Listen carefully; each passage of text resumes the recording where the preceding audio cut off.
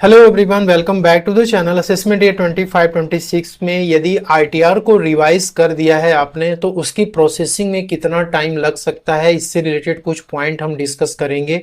Revise ITR का क्या मतलब होता है, आईटीआर को रिवाइज करने की लास्ट डेट क्या होती है, उसकी प्रोसेसिंग में कितना टाइम लग सकता है, और रिवाइज आईटीआर की फाइलिंग, उसकी प्रोसेसिंग और रिफंड से रिलेटेड क्या रूल्स होते हैं जो कि आपको पता होने चाहिए। तो दोस्तों यहां पे सबसे पहले बात करेंगे कि रिवाइज आईटीआर का मतलब क्या होता है। आपने ओरिजिनल आईटीआर सेक्शन 139(1) में चाहे तो ड्यू डेट के पहले फाइल की हो या फिर ड्यू डेट के बाद फाइल की हो, आपको लेटर ऑन ये रियलाइज होता है कि आपके आईटीआर में आपसे कुछ मिस्टेक्स हो चुकी है इनकम डिडक्शंस एग्जेम्पशंस में, और आप उसको करेक्ट करना चाहते हो। तो वो जो करेक्शन आप करते हो वो रिवाइज आईटीआर के थ्रू ही आप कर सकते हो। अब इस आईटीआर को रिवाइज करने की लास्ट डेट है 31 दिसंबर 2025। जो आईटीआर आपने रिवाइज कर दी है उसकी प्रोसेसिंग में कितना टाइम लग सकता है, तो जो प्रोसेसिंग टाइम ओरिजिनल आईटीआर में लगती है same processing time revise ITR में भी लग सकता है, लेकिन ये डिपेंड करता है कि आपकी आईटीआर किस टाइप की आईटीआर है। अब normally ITR 1, ITR 2, ITR 3, ITR 4 जो कि आप फाइल करते हो, तो यदि आपकी ये आईटीआर नील के आईटीआर हैं या फिर नो रिफंड के आईटीआर हैं जिसमें कि जितना आपका टीडीएस कटा उतना ही टैक्स लायबिलिटी आपकी आई और टोटल 0 हो गया, या फिर टैक्स पेड वाली आईटीआर जिसमें कि आपने टैक्सेस बना और उसको आपने पेमेंट किया, तो यदि इस टाइप की आईटीआर है तो असेसमेंट ईयर 25-26 में ऐसा ऑब्जर्व किया जा रहा है कि इस टाइप की आईटीआर की प्रोसेसिंग में समय कम लग रहा है, मतलब ये आईटीआर जल्दी प्रोसेस हो रही है।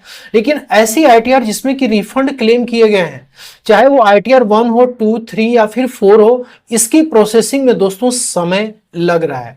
अब आईटीआर 2, आईटीआर 3 कॉम्प्लेक्स आईटीआर होती हैं, तो इसमें नॉर्मली प्रोसेसिंग में 2 से 3 मंथ्स का टाइम लग सकता है। यहाँ पे डिपार्टमेंट के पास एक सफिशिएंट टाइम होता है आईटीआर को प्रोसेस करने के लिए। जैसे असेसमेंट ईयर 25-26 के आईटीआर की प्रोसेसिंग की टाइम लिमिट की यदि बात करें एज पर रूल, तो वो है 31 दिसंबर 2026। असेसमेंट ईयर कंप्लीट होने से 9 मंथ्स तक डिपार्टमेंट आईटीआर को प्रोसेस कर सकता है।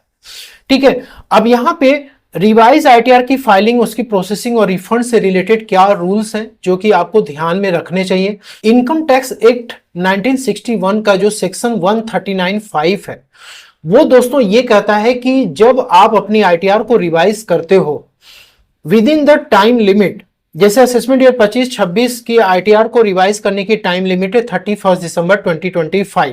यदि आप इस डेट के पहले अपनी आईटीआर को रिवाइज कर देते हो और उसे आप टाइम पे वेरीफाई भी कर देते हो, तो ये आईटीआर आपकी ओरिजिनल आईटीआर को क्या करती है, रिप्लेस कर देती है।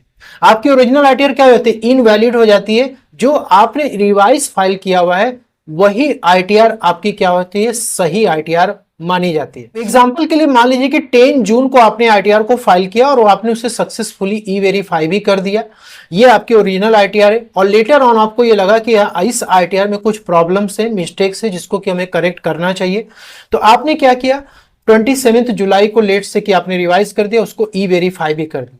अब यहां पे क्या है कि आपकी आईटीआर क्या हो चुकी है, रिवाइज हो चुकी है, तो इस ओरिजिनल आईटीआर को ये क्या करेगा, रिप्लेस कर देगा। अब ये जो रिवाइज आईटीआर है यही आपकी आईटीआर सही आईटीआर मानी जाएगी और इसी आईटीआर की प्रोसेसिंग भी कंप्लीट की जाएगी। सेकेंड ये कि आईटीआर को रिवाइज कब कर सकते हैं। आपने जो ओरिजिनल आईटीआर फाइल की हुई है उसकी प्रोसेसिंग होने के बाद या फिर उसकी प्रोसेसिंग के पहले आप किसी भी समय अपनी आईटीआर को आप रिवाइज कर सकते हैं। जो आईटीआर आपने रिवाइज की हुई है, रूल ये कहता है कि जो आपके ओरिजिनल आईटीआर है वो प्रोसेसिंग में नहीं जाएगी, जबकि आपकी रिवाइज आईटीआर ही प्रोसेस्ड होगी। लेकिन यहां पे कुछ कंडीशन ये है कि आपकी जो ओरिजिनल आईटीआर है क्या वो प्रोसेस्ड हो चुकी है जब आप अपनी आईटीआर को रिवाइज कर रहे हो, और जब आप अपने आईटीआर को रिवाइज करने जा रहे हो उस टाइम पे आपकी ओरिजिनल आईटीआर प्रोसेस्ड नहीं हुई है।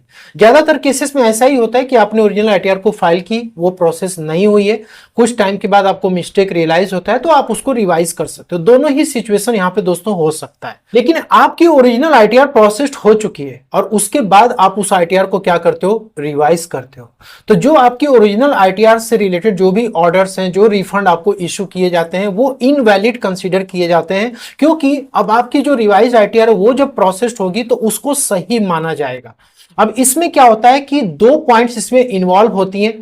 पहला तो ये है कि आपकी जो ओरिजिनल आईटीआर थी, जो कि प्रोसेस ऑलरेडी हो चुकी है आईटीआर को रिवाइज करने से पहले, उसमें जो रिफंड आपको मिला है, यदि रिफंड दोस्तों कम आपको इशू हुआ है, ठीक है, आपको ये लगता है कि हाँ ओरिजिनल आईटीआर में रिफंड के अमाउंट कम हमें मिले हैं और आपने कोई डिडक्शंस और एग्जेम्पशंस जो कि जेन्युइनली आपको क्लेम करना था, आप क्लेम नहीं कर पाए थे, या आपने इनकम जो है गलत तरीके से ज्यादा दिखा दिया था, तो आप उसको रिवाइज करते हो जिससे कि आपका रिफंड ज्यादा बन सके। तो आपके ओरिजिनल आईटीआर में रिफंड के अमाउंट कम इश्यू किए गए हैं, तो रिवाइज आईटीआर जब आपकी प्रोसेस होगी तो आपके जो भी रिमेनिंग रिफंड होंगे वो आपको इशू किए जाते हैं। लेकिन दोस्तों यहां पर सेकेंड इसका एस्पेक्ट ये है कि आपकी जो ओरिजिनल आईटीआर प्रोसेस हुई है उसमें आपने जो भी इंफॉर्मेशन डाली थी वो आपसे बाय मिस्टेक हो गया है, या फिर आपने इंटेंशनली जो है फेक डिडक्शंस और एग्जेम्पशंस आपने क्लेम किया हुआ था। अब आपको उसको रिवाइज करके आप उसको सही करना चाहते हो, तो जब आपने उसको रिवाइज किया तो आपके रिफंड के अमाउंट क्या हो गए, कम हो गए, लेकिन ओरिजिनल आईटीआर में आपको ज्यादा रिफंड इशू कर दिया गया है।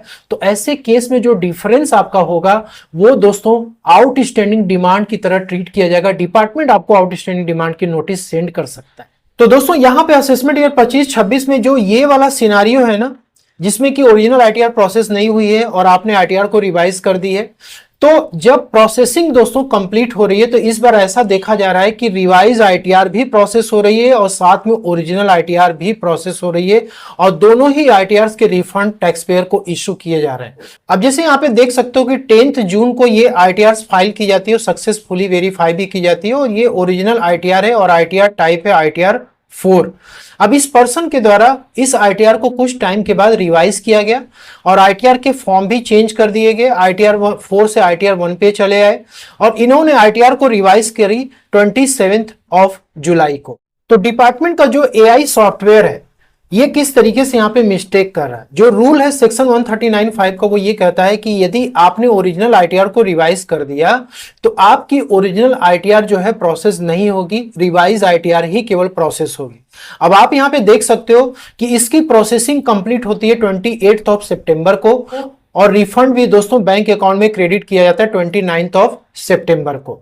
अब इसके बाद आप यहाँ पे देखो 3 अक्टूबर को ये क्या कर रहे हैं, रिवाइज आईटीआर को भी प्रोसेस कर रहे हैं, और 4 अक्टूबर को उस पर्सन को रिफंड भी इशू कर दिया जाता है। अब यहां पे देखिए दो प्रॉब्लम हो सकती है। पहला तो ये कि जो ओरिजिनल आईटीआर आपकी प्रोसेस हुई है रिफंड के साथ, और इस आईटीआर में आपने लेट से कि बहुत ही सही तरीके से इस आईटीआर को फाइल किया था, जेन्युइन रिफंड आपने क्लेम किया था, सारे डायरेक्शंस वगैरह आपने बिल्कुल सही से दिखाए थे, आपकी कुछ टैक्स लायबिलिटी बनी और आपके टीडीएस से एडजस्ट हो गया और आपको रिमेनिंग रिफंड जो कि जेन्युइन 100% लीगल है वो रिफंड आपको इश्यू कर दिया गया।